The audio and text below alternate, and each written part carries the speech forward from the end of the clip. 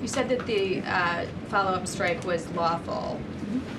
What law is it that allows no survivors? The strike conducted on September 2nd was conducted in self-defense. That second strike was in full accordance with the law of armed conflict, but the Navy's own manual of law of war says that specifically firing on survivors from a wrecked vessel is an example of a war crime that's forbidden under U.S. law and the law of armed conflict. So how was that second strike in following law of armed conflict and then second on immigration? Regarding Venezuela, the president said yesterday that Secretary Hegseth had denied that second strike, that reported second strike on an alleged drug vote on September 2nd, the secretary said to the president that didn't happen. But to clarify, I just wanted you to clear this up. In his social media post, Secretary Hegseth didn't go into details about that strike. He just said U.S. operations in the area were lawful, and he said that the story and media reports were fabricated. So to be clear, does the administration deny that second strike happened, or did it happen and the administration denies that Secretary Hegseth gave the order? The latter is true, Abe, and I have a statement to read for you here. President Trump and Secretary Hegseth have made it clear that presidentially designated narco-terrorist groups are subject to lethal targeting in accordance with the laws of war. With respect to the strikes in question on September 2nd, Secretary Hegseth authorized Admiral Bradley to conduct these kinetic strikes. Admiral Bradley worked well within his authority and the law, directing the engagement to ensure the boat was destroyed and the threat to the United States of America was eliminated. And I would just add one more point to remind the American public why these lethal strikes are taking place. Because this administration has designated these narco-terrorists as foreign terrorist organizations. The president has a right to take them out if they are threatening the United States of America and if they are bringing illegal narcotics that are killing our citizens at a record rate, which is what they are doing. And under the previous administration, there was enough fentanyl trafficked into our country to kill every American man, woman, and child many times over. And so that's why you've seen a drastic difference in this administration's policy with respect to the last, and it's one of the many reasons the American public re-elected this president and support this Secretary of War in conducting these strikes. So to be clear, to clarify, Admiral Bradley was the one who gave that order for a second strike. And he was well within his authority to do so. You said that the follow-up strike was lawful.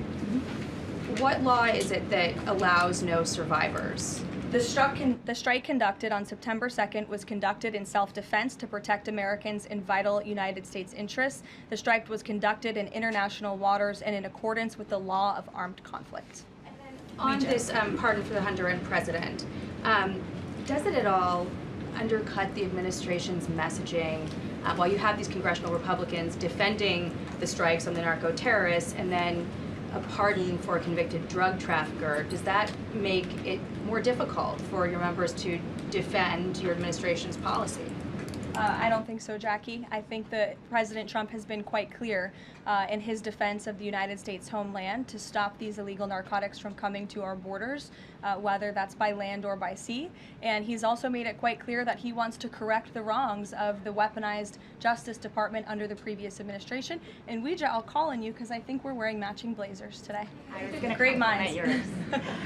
Thank you, Karoline. Sure. So just to be clear, to clarify on Jackie and Gabe, did Admiral Bradley order that second strike because there were still survivors after the initial strike? Again, as I read for you, Admiral Bradley worked well within his authority and the law. He directed the engagement to ensure the boat was destroyed and the threat of narco-terrorists to the United States was completely eliminated. So was the initial order from Secretary Hegseth, everyone be killed, and did that come from President Trump? I saw that quoted in a Washington Post story. I would reject that the Secretary of War ever said that. However, the president has made it quite clear that if narco-terrorists, again, are trafficking illegal drugs towards the United States, he has the authority to kill them. And that's what this administration is doing. In the interest of transparency, does the White House support releasing the Department of Defense's video of those September 2nd strikes on those military boats? And also, separate topic on presidential pardon power.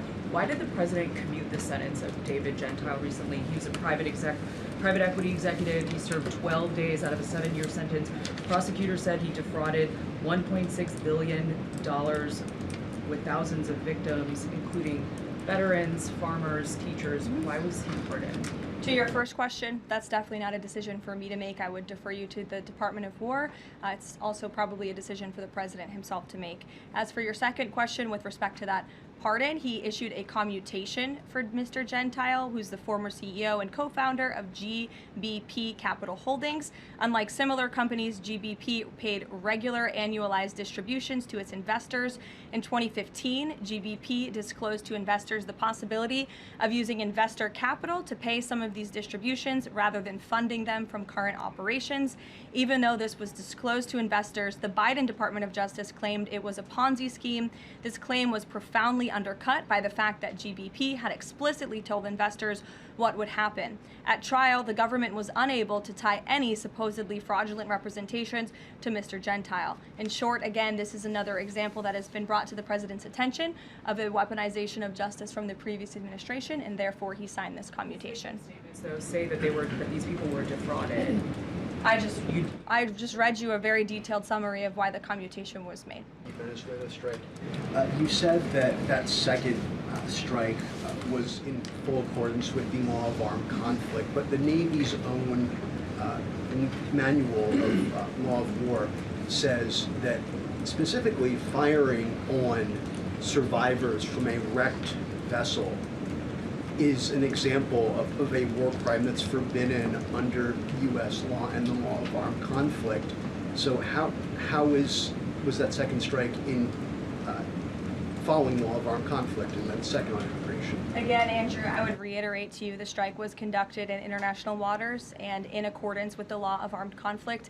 And since somebody asked about Congress, and it's sort of related to Venezuela, I also want to add that Secretary Hegseth spoke with members of Congress who may have expressed some concerns over the weekend. And there have also been 13 bipartisan briefings to Congress on the Venezuelan strikes. There have been a number of document reviews for members of Congress to review the classified DOJ Office of Legal Counsel opinion and other related documents. 29 senators and 92 representatives have reviewed those documents, which is about 2/3 of those are Democrat members, and they have been made available to all 100 senators, all 435 members of the House, and to general counsels of the relevant committees on a bipartisan basis for their review.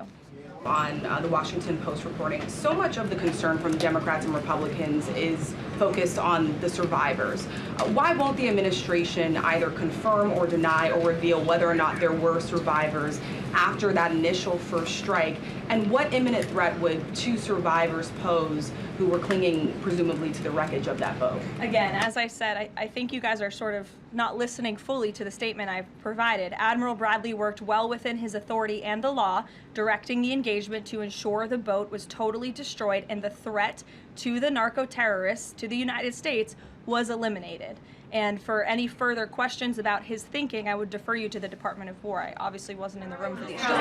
Just to follow up, Karoline, just on the administration's policy when it comes to survivors, was there a change in policy after this strike on September 2nd?